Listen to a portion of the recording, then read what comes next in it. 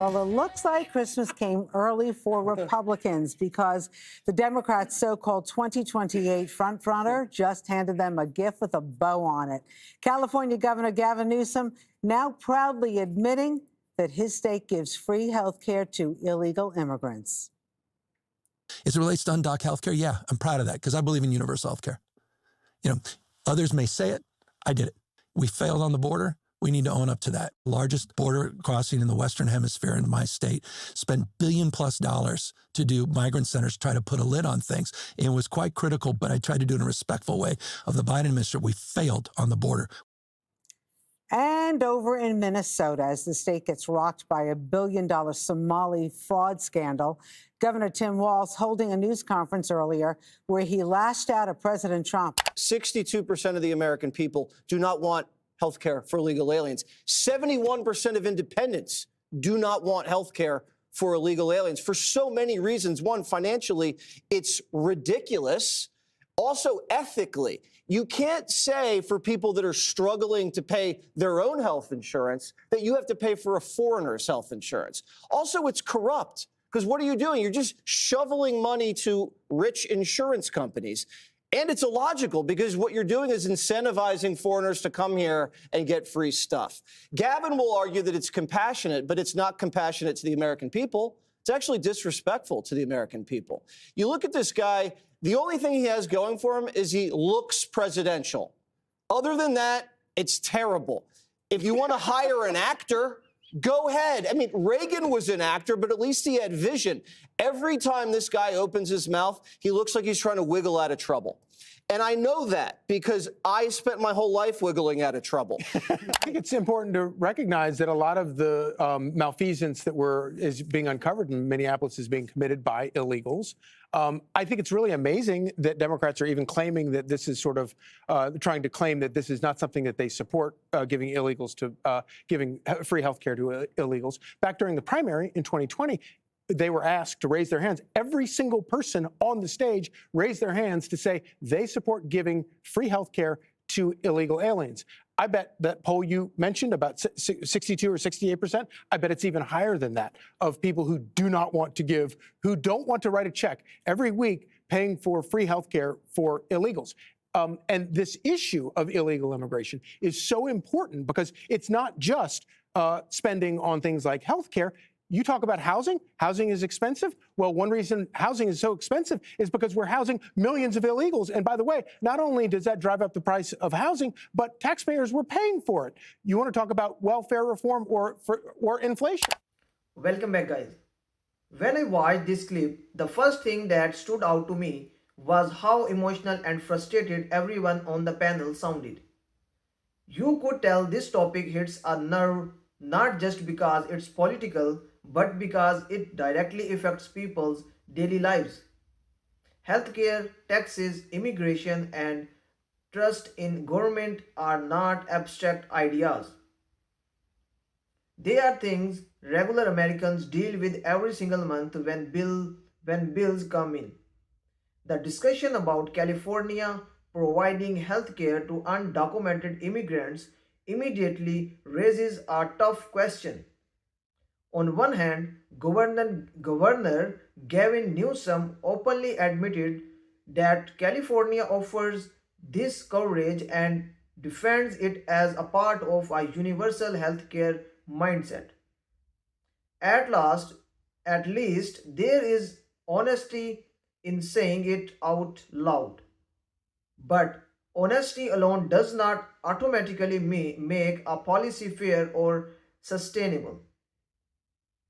For many people watching, the problem is not compassion itself, but who is paying the price for it. Jess Waiters and the co-hosts clearly see this as deeply unfair to American taxpayers.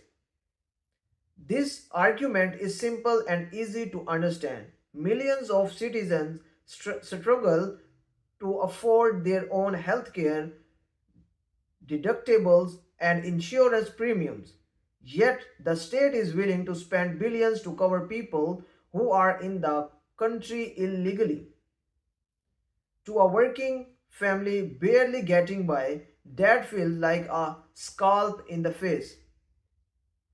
It creates a sense that the government cares more about political messaging than about its own citizens. At the same time, one co host tried to add context by explaining that some undocumented immigrants are allowed to buy into the healthcare system if they meet income requirements similar to citizens. That detail matters, but it does not fully erase the concern. Even if some people pay in, the overall program is still projected to cost California around $10 billion a year. That is an enormous number, especially for a state already dealing with budget pressures, high taxes, and people moving out because of the cost of living. Another point raised was that all states already provide some level of healthcare to undocumented immigrants, mainly through emergency rooms. The argument there is that emergency care is more expensive than preventative care, so covering people earlier could reduce costs long term. That sounds logical in theory, but many Americans feel like this logic is never applied to them. They still face sky high costs even when they do everything right by following the law and paying taxes. The Isra Kalin tweet mentioned in the segment added another layer of frustration. Trump was accused of lying when he said this policy existed, yet Newsom later admitted it openly. For viewers who already distrust the media and politicians, this feels like confirmation that narratives are manipulated depending on who is speaking. That kind of contradiction damages public trust and fuels anger on all sides. Then the discussion shifted to Minnesota and the massive fraud scandal involving funds meant to help people in need. The criticism of Governor Tim Wells was harsh, but it reflects a broader concern: accountability.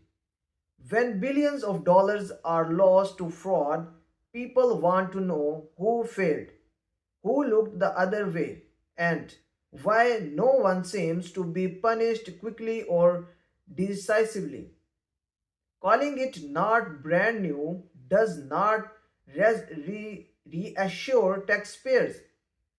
It sounds like an excuse, not a solution. Labeling Wells as the poster child for deliberate incompetence may sound extreme, but it taps into a feeling many Americans share. There is a belief that government programs grow bigger and bigger while oversight grows weaker.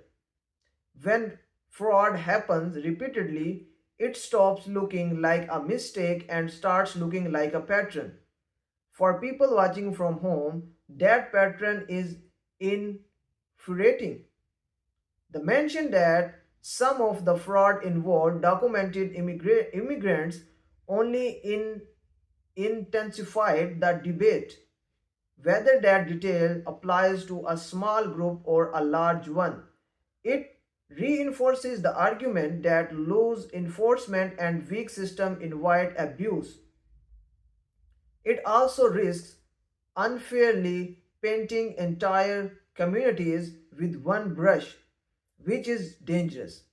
Still, ignoring the issue entirely only makes the anger worse. As the conversation winded to the overall cost of illegal immigration, the tone became even more serious.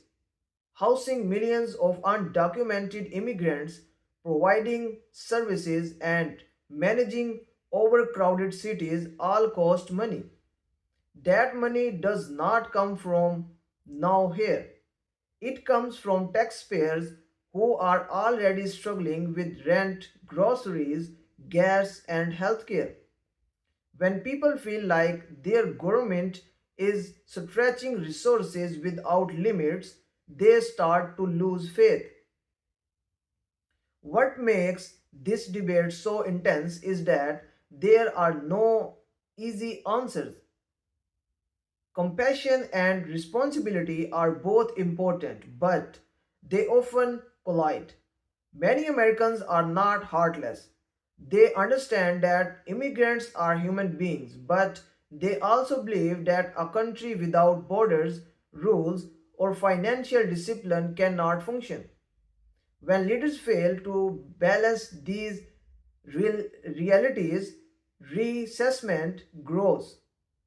This clip captures why so many people feel the system is corrupt, illogical, and disrespectful. Corrupt because many disappears with little accountability. Illogical because policies seem to reward breaking the rules.